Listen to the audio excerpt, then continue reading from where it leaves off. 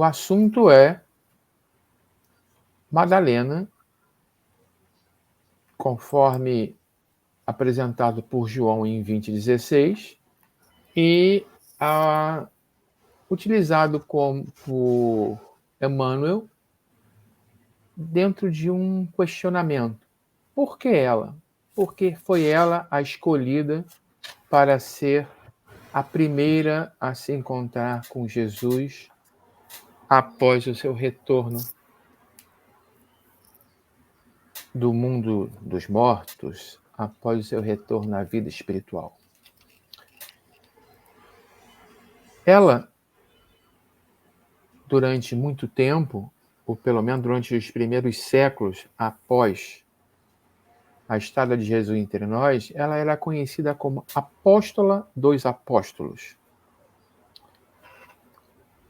Mas houve um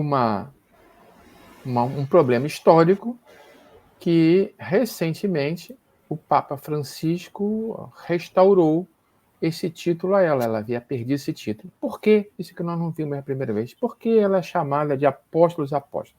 Se nós pensarmos que apóstolo é aquele o enviado, os discípulos de Jesus se tornaram apóstolos quando Jesus os enviou para pregar a Boa Nova.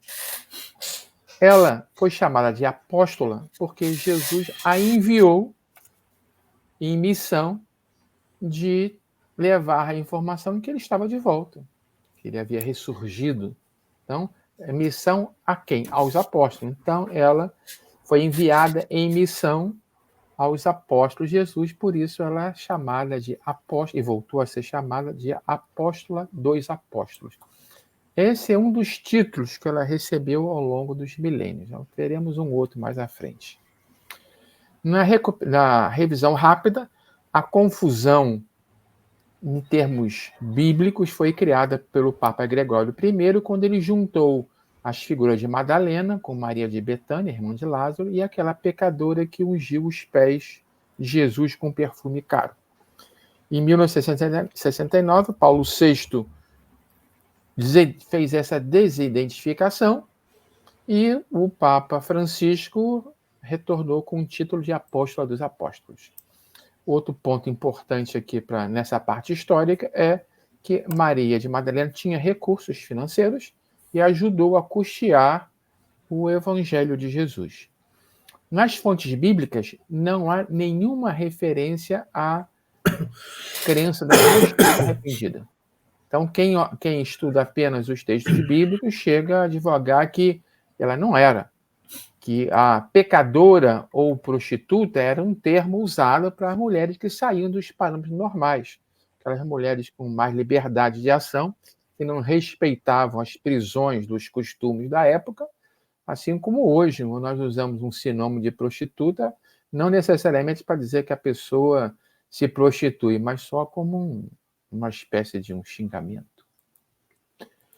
Nas fontes espiritualistas, o destaque é Boa Nova, de Chico Xavier, O Sublime Peregrino, de Ramatiz, e as palestras de Divaldo, que são muito detalhadas mesmo. Por quê? Porque quem está do lado dele, cochichando no ouvido, é Joana de Ângeles, que é admitida e reconhecida como sendo a reencarnação de Joana de Cusa, que foi uma outra que financiou o Evangelho, a obra do Evangelho, e era amiga de Maria de Madalena. Então, Joana de Cusa, hoje é médium, guia de Divaldo, e o inspirou ao falar sobre Maria de Madalena. Por isso eu acho que as informações que ele traz são muito confiáveis, muito parecidas com as do irmão X em Boa Nova.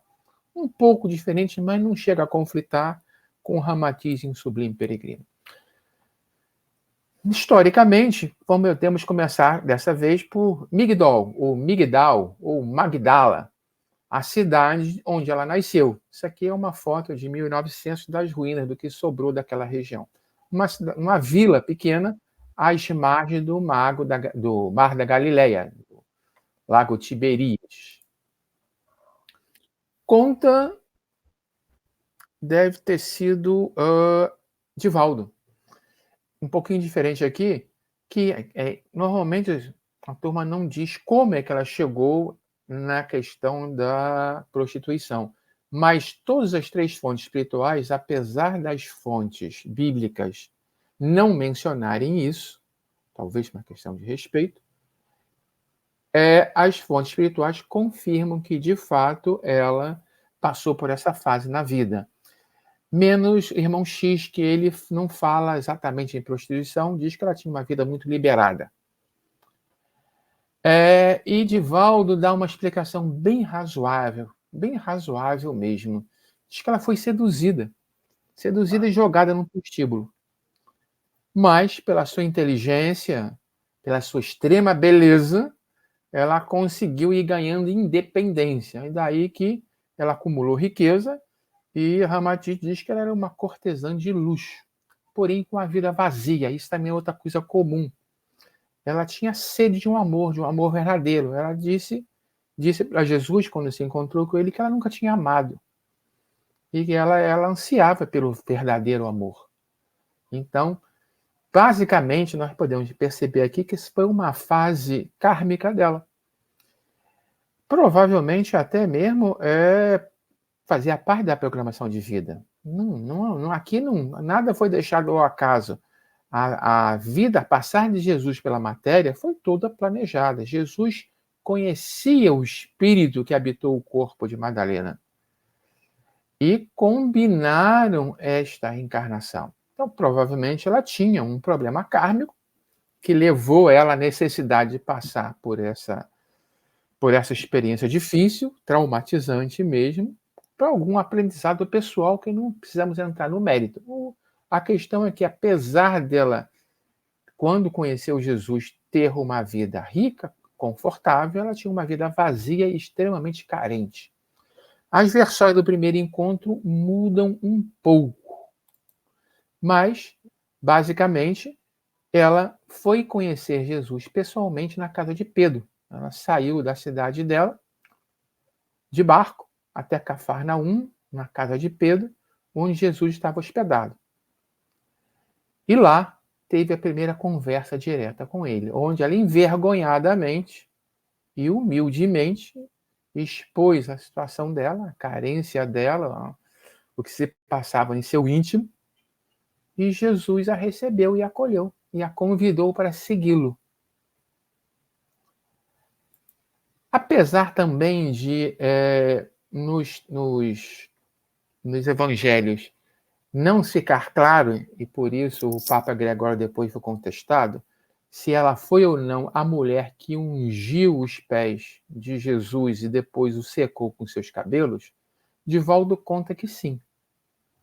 Ela, no dia seguinte, ela começou a se livrar daquela vida que ela tinha, jogou fora, doou as coisas e guardou um óleo caríssimo, óleo de nardo, e soube que Jesus estava na casa deste judeu que havia sido convidado, que o judeu queria conhecê-lo. Um ambiente meio tenso, meio difícil, onde Jesus foi, mas deu algumas cutucadas e petelecadas no que ele viu. Inclusive quanto à reação que tiveram quando Madalena chegou, chorando aos prantos, se jogou aos pés de Jesus e fez aquela cena famosa, a pecadora. Então, o mundo espiritual confirma que ela é a pecadora. Mas, historicamente, isso não há nenhum vínculo. A partir daí, aonde Jesus estivesse, Madalena estava junto.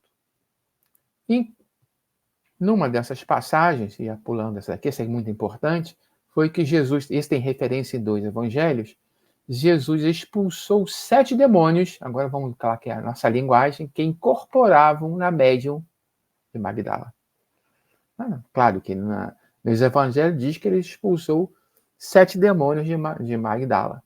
Mas nós sabemos que aqui são obsessores que estavam interferindo na vida dela, provavelmente. Sim, não mais do que isso. Ela, volta e meia, tinha crises.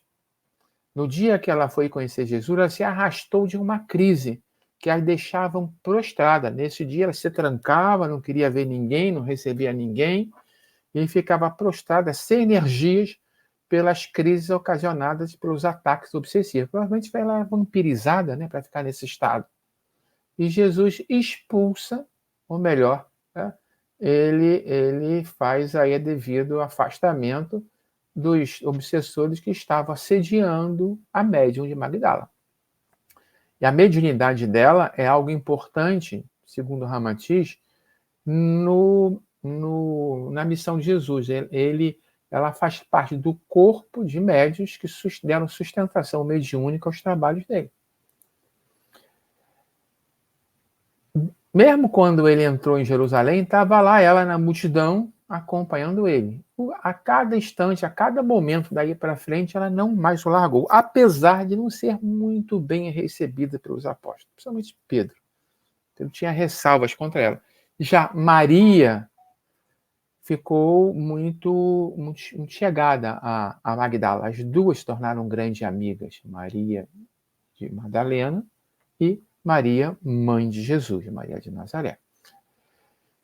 Claro que, com tanta vinculação a Jesus, ela era uma das poucas presenças que estavam aos pés da cruz.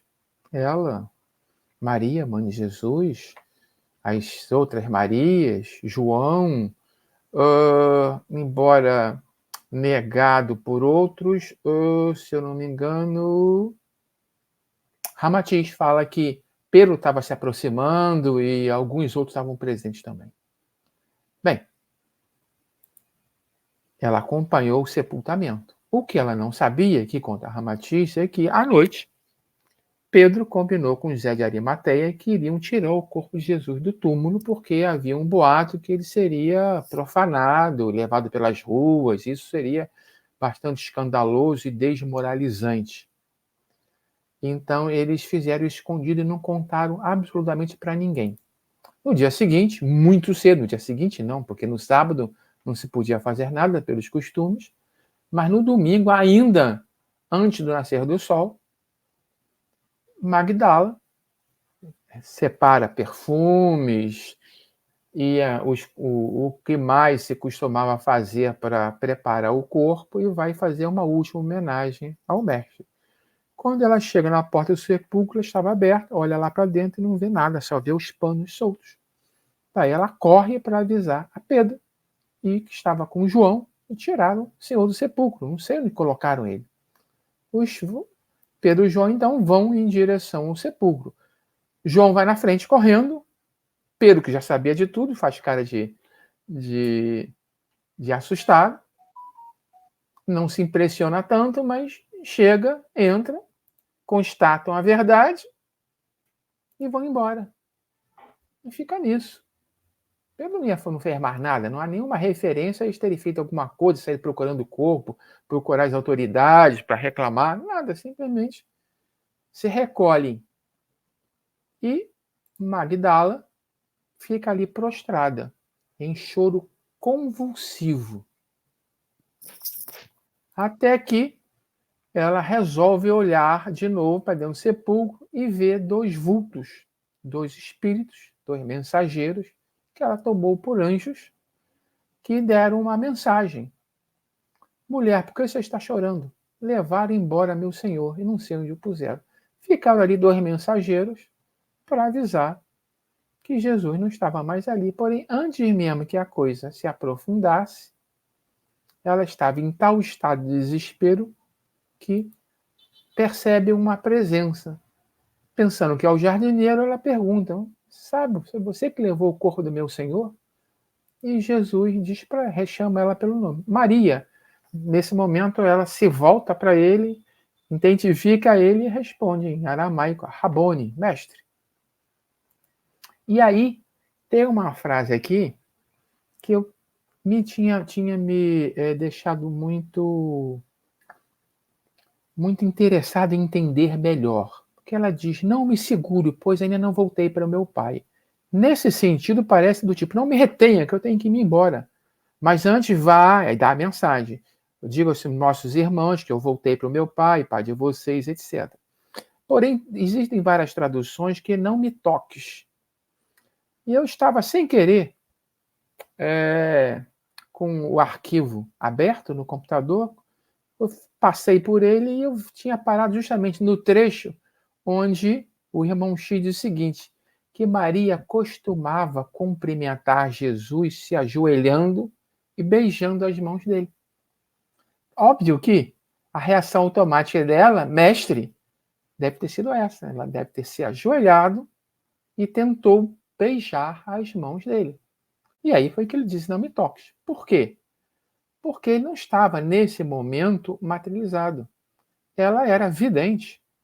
A vidência dela se abriu, ela já tinha visto os dois mensageiros lá dentro do túmulo, que confundiu com o anjo. Ela estava com a vidência toda aberta ali naquele estado de receptividade, e se ela tivesse tentado tocá-lo, não ia conseguir, ia ser uma confusão, porque eles não tinham informações suficientes para entender uma evidência dessa maneira. Ele, não me toques, e dá a mensagem. Ela volta, conta para todos, feliz da vida, eles olham com ressalva, mas como? Alguém ainda solta assim, mas logo para ela? Por que voltou para ela? Por que não voltou para a mãe dele, para nós, para Pedro? Essa é a grande pergunta que leva Emmanuel a fazer esse texto. Por que ela? Uma semana depois, né, já tinha aparecido em Emaús, já tinha aparecido em outros momentos, mas uma semana depois estavam todos reunidos, inclusive Tomé, que não havia acreditado nela. Ele disse, não, só acredito se eu ver, se eu tocar. Aí Jesus, aí sim, com todos juntos, ectoplasma suficiente, principalmente dela, provavelmente, Jesus se materializa e diz, coloque o seu dedo aqui, veja as minhas mãos. Pare de duvidar e creia. E, de fato, Tiago tocou e sentiu o tato, a presença física dele, materializada. Daí, Emmanuel começa agora a traçar essas questões. Por que Madalena? Por que não a mãe dele? Por que não os discípulos amados? Aí, a conclusão de Emmanuel é que foi um gesto simbólico, escolher Madalena. Por que simbólico? Porque ninguém, segundo Emmanuel, fez uma transformação tão violenta, ninguém se autoagrediu a tal ponto como ela de fazer uma virada, de uma metanoia, uma transformação moral tão grande, nem Paulo. Ele compara, nem Paulo, porque Paulo já era um rabino, tinha ainda os seus problemas, mas não fez uma mudança vibratória tão significativa quanto a de Madalena. Por isso, então, ela passou a história, sendo ou não sendo, já não importa mais, como uma pecadora arrependida, aquela que saiu do lodo da lama e se igualou aos apóstolos em suas vibrações. Claro que não parou ali. Para chegar nesse ponto, aquilo foi só um pequeno pedaço do caminho da recuperação dela dentro da programação de vida. Aquela primeiro estágio da vida dela deixou sequelas em seu corpo astral. E ela precisava de purgar muita coisa que contaminava o seu corpo astral. O estágio que ela faz junto aos leprosos, contraindo a lepra, não só ajuda na sua evolução moral, como também no seu expurgo dos miasmas que podiam pesar na sua tessitura espiritual. Conta-se que ela perdeu todos os dentes, perdeu vários dedos, ficou deformada, e quando já estava quase à morte, ela se arrastou tentando chegar até Maria e João, mas acabou caindo antes de encontrar com eles. E entrou para a história desta forma. Ninguém como Maria de Madalena houvera transformado a sua luz, havera tido uma transformação tão grande à luz do Evangelho Redentor nas palavras de Emmanuel. Explicação número 1, para ter sido ela a apóstola dos apóstolos. Simbolismo da pecadora santificada pela adesão integral ao Cristo. E Divaldo corrobora isso. Divaldo está muito próximo ao irmão X. Tem aquela outra versão mais cinematográfica que os dois se amavam. Então Jesus voltou para ela porque Jesus amava ela. Bom, ela amava Jesus sim, todos reconhecem isso. Só que ela entendeu o estado espiritual de Jesus e conseguiu sublimar aquele amor em devoção espiritual. Mas era um amor sublimado, mas era um amor profundo por Jesus. Jesus, por seu lado, era reconhecidamente ligado a ela. Ramatiz diz que ele tem uma terna afeição por Magdala. Mas ele estava muito acima de paixões humanas. Ele não podia mais se dar ao luxo de um amor carnal, porque, para ele olhava para nós e via uns centelhas divinas ocupando matéria, carne física, a caminho de uma evolução. Ele não estava mais nesse estágio. Mas ele gostava da companhia dela. Talvez fosse em algum momento agradável numa vida tão difícil que ele teve. E desenvolveu uma terna afeição por ela, ou talvez já tivesse a terna afeição por ela. Mas aquilo que diz, a ponto de dizer que eles se casaram, que tiveram um filho, isso aí o mundo espiritual rejeita. Essa eu achei engraçado, né? Fiero veio para ela porque as mulheres falam muito. Não, claro, nada a ver. Uma que eu gostava muito, que eu tinha imaginado no início, era de que a Madalena era uma grande médium. Então, a vidência dela estava aberta para ver os apóstolos Pedro e João chegaram, talvez pelo estado em que eles estivessem, não viram os anjos, não viram Jesus, não viram ninguém e foram embora. Ela ficou, diz o irmão X, que pelo grande amor que ela tinha por ele, pela fé que ela tinha nele, e vamos colocar aqui pela mediunidade dela, ela conseguiu romper a barreira vibratória dos mundos e entrou em contato com ele. Então, a mediunidade dela facilitou ou proporcionou esse encontro. É uma boa explicação também, mas acho que ela se soma no simbolismo da primeira explicação. Agora, olha que vem. Para a gente entender melhor Madalena, nós temos que acompanhar mais tempo ela. Vamos dar um pulo no tempo. 1.500 anos depois, como ela estava? Pela figurinha já deram para entender que ela estava ligada ao catolicismo. Ela tinha abraçado uma vida monástica. Mas ela tinha, olha que interessante, um sentimento de menos-valia, de não merecer o cuidado e carinho que recebia dos familiares, e principalmente de Deus. Ela não se achava digna de amor. Obviamente, aquele trauma daquela vida dela no passado persistiu durante 1.500 anos. Ela ainda trazia aquilo dentro dela. Não havia superado. Portadora de faculdade mediúnica, fortíssima faculdade mediúnica. Nessa encarnação, ouvia e atingia êxtases que ela não sabia explicar o que era. E ela se comunicava com espíritos, principalmente São Pedro de Alcântara, mas esse é normal porque São Pedro de Alcântara foi o orientador dela, encarnado. Ele ajudou muito, apoiou muito o trabalho dela. E ela protegeu ela. Então, mesmo depois que ele desencarna, é razoável que ele continuasse em contato, tentando continuar protegendo ela. Mas observem, ela tinha contato mediúnico com Francisco de Assis. Francisco de Assis não é para qualquer um, não.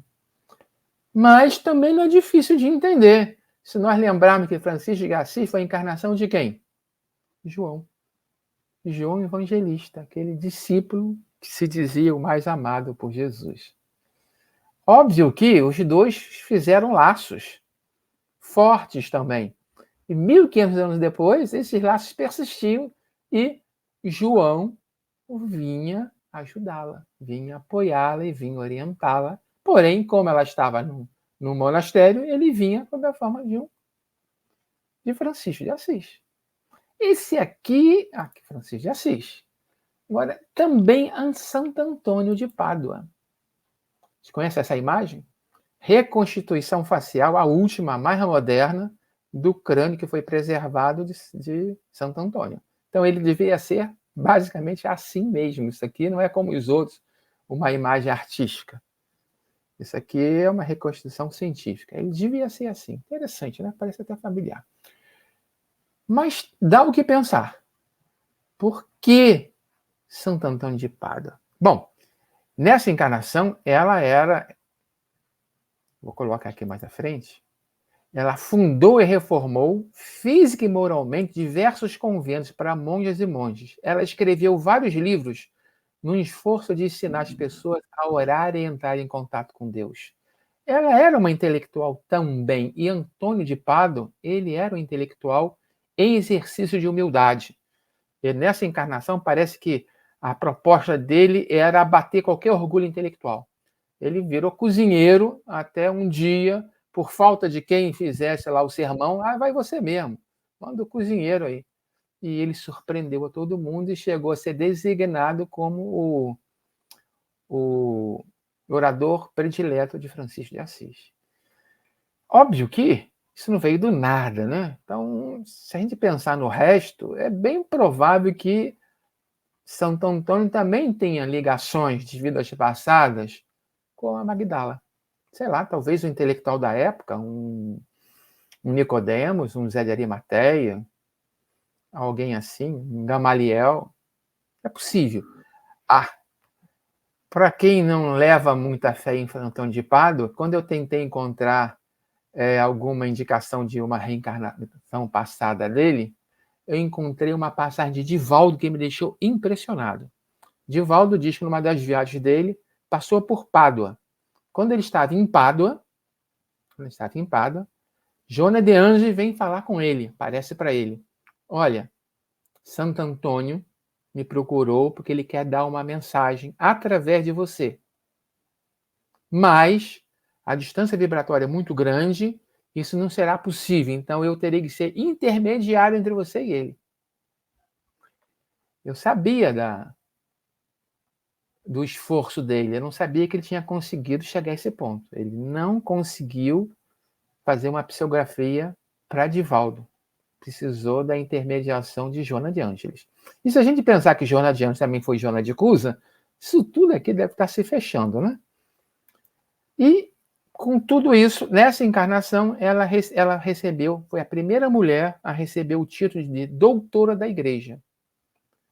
Ela que já tinha sido a apóstola dos apóstolos, passou a ser a primeira doutora da Igreja.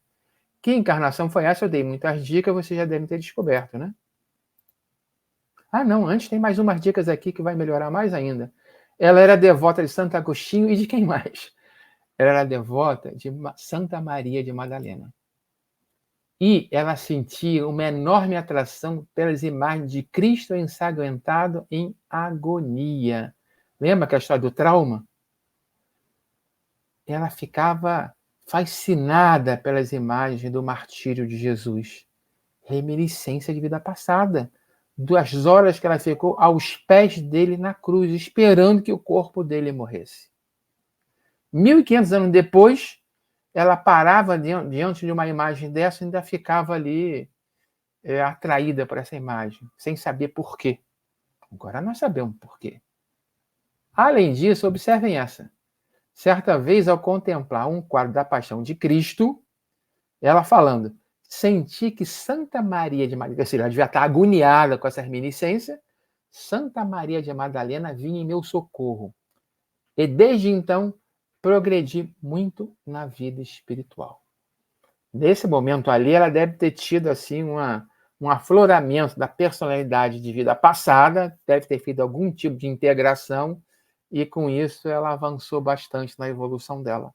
Maria de Madalena, encarnada como Teresa d'Ávila.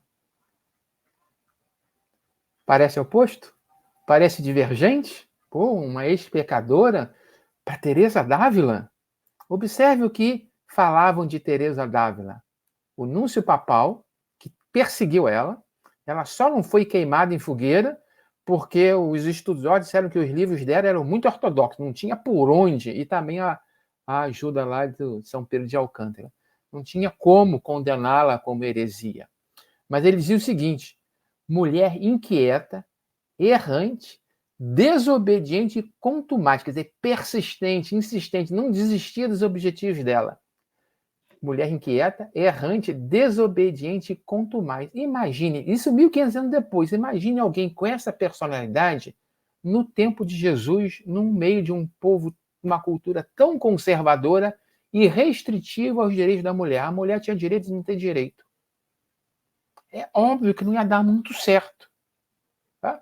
Então, por isso que muita gente diz que ela era considerada pecadora porque ela não obedecia aos cânones da época, mas como as 3 fontes espirituais falaram que ela, de fato, esteve envolvida como cortesã, então vamos assumir que sim. Mas está dentro do perfil, está dentro do perfil dela. Isso é o que nós conseguimos encontrar de pesquisa. Mas dá para parar e pensar um pouquinho. Poxa vida, ela de fato é um símbolo da transformação moral com adesão ao Evangelho do Cristo. Ela tinha uma afinidade, Jesus tinha uma afinidade por ela, ela amava Jesus muito. Ela tinha grande mediunidade. Isso tudo aí vai colaborando. Mas lembra do que aconteceu quando os apóstolos foram embora do túmulo? Ela ficou ali do lado de fora, em pranto, em desespero, chorando provavelmente de forma incontrolável. E vamos parar para pensar, com toda razão. Todos os apóstolos estavam chocados, estavam sem chão. Mas eles tinham família, eles tinham uma missão, eles tinham algo para fazer, eles tinham um objetivo para se agarrar. Maria, mãe de Jesus, tinha irmã, tinha filhos, tinha João com ela, perdeu o filho amado, sim, mas era uma mulher forte e que já estava interiormente preparada para aquilo. Ela acompanhou todo o desenvolvimento de Jesus. De alguma forma, aquilo ali para ela não deve ter sido, assim como foi anunciado o nascimento, aquilo não deve ter sido surpresa, pelo menos para ela como espírito. Maria de Madalena estava sozinha. A vida que ela tinha tido antes se acabara. Ela seguiu um outro caminho irreversível e não deixaram ela permanecer junto. Quando os 2 últimos foram embora, ela implorou que levassem ela e não quiseram levar, com receio da má fama dela, coisa que Jesus não tinha com ninguém. Ela foi abandonada por todos. Ela não tinha nem mais, ela gastou todo, ela era rica, seja por herança, como alguns dizem, seja porque ela soube exercer a usar a beleza dela nesse sentido, e ela gastou tudo que tinha, ou ela deu, ou ela financiou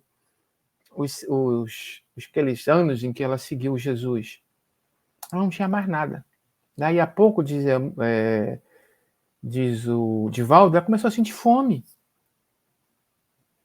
E ela ia fazer o que da vida? Mas, principalmente, o desligamento abrupto de Jesus foi que tocou muito nela. Então, ela estava aqui em desespero. Qualquer um que a visse nesse estado, tivesse um pouco de sensibilidade, se apiedaria dela. Pergunto eu, e Jesus? Que tudo estava vendo, que e que já estava preparado para retornar, para terminar a missão dele. Quando ele a viu nesse estado, olha, fosse simbolismo ou não, fosse mediunidade ou não, é óbvio que ele tentou ajudá-la, tentou confortá-la. Ele se aproximou dela. E ela o viu. Talvez ele até não quisesse, não sei. Talvez sim, talvez não. Mas ele não ficaria insensível a essa dor que ela estava sentindo. Ele veio até ela e isso transformou ela. Isso deu um novo alento, deu forças para ela, algum pouco tempo depois, se abraçar integralmente a causa do Evangelho e se dedicar aos leprosos e morrer de uma forma horrorosa para a época. Mas nesse momento a vida se abriu de novo para ela. Por quê? Porque ela estava sofrendo muito e Jesus veio consolá-la. Não sei, isso aqui pode ser imaginação nossa, mas para mim faz todo sentido. No mínimo, isso aqui também deve ter, mesmo se Jesus não tivesse planejado, ele não teria deixado ela ficar naquele estado. Lembrando que ele tinha uma ternura muito grande por ela. Tá? Não ia deixá-la ficar assim. E depois, aí sim, aí todo mundo conta que quando ela desencarnou com lepra, ele veio recebê-la, ele foi lá pegar ela. E levou ela com ele. Bem, para fechar isso, o que me lembra a história dela é a famosa flor de lótus. Nascida no lodo, na lama, mas sem se contaminar por ela. Magdala até se contaminou durante um período curto da existência dela, mas soube, com mérito e honras próprias, com honra e mérito próprio, sair desse lodo, sair da lama e alçar voo numa altitude que nós estamos longe disso ainda. 1.500 anos depois, uma Teresa d'Ávila. Isso não para, né? Isso não para. Como ela está hoje, nós não sabemos. Mas, com certeza, ela mereceu todos os títulos que recebeu e deve estar ainda trabalhando na causa do Cristo.